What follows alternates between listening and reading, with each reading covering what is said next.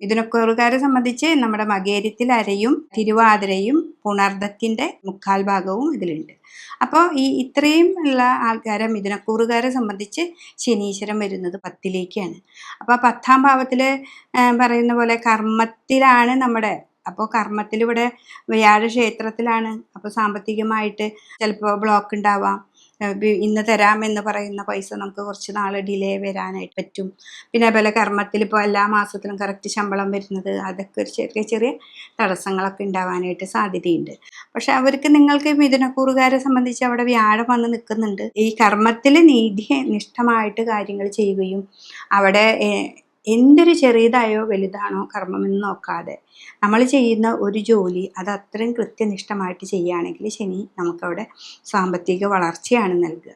അതുകൊണ്ട് തന്നെ മിഥുനക്കൂറുകാർ ശനീശ്വരൻ്റെ ഈ കർമ്മത്തിൽ വരുന്ന ഈ ഭാവം എന്താണെന്ന് മനസ്സിലാക്കി മുന്നോട്ട് പോവുക.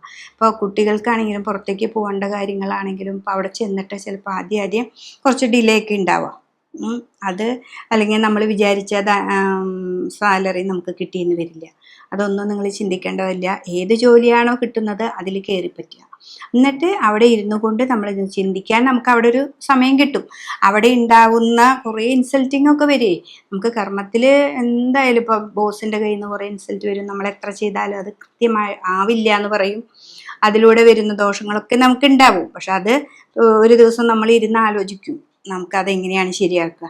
അങ്ങനെ ആ ശരികളിലൂടെ നമ്മളെ പഠിപ്പിച്ച് നമ്മളൊരു നല്ല രീതിയിലേക്ക് എത്തിക്കാനായിട്ട് ശനീശ്വരന് പറ്റും. അപ്പോൾ മനസ്സാണ് വേണ്ടത്. വളരെ കൃത്യമായി മെഡിറ്റേഷനൊക്കെ ചെയ്ത് മനസ്സിനെ നന്നായിട്ട് ഒന്ന് പിടിച്ച് നിർത്തി കൊണ്ടുപോവുകയാണെങ്കിൽ കർമ്മത്തിലുള്ള ശനി, അതായത് കണ്ടകശനിയാണ് നിങ്ങൾക്ക് മിഥുനക്കൂറുകാർക്ക്, ആ കണ്ടകനാണെങ്കിലും വളരെ ദോഷങ്ങളൊന്നുമില്ലാതെ മുന്നോട്ട് പോകാനായിട്ട് സാധിക്കും.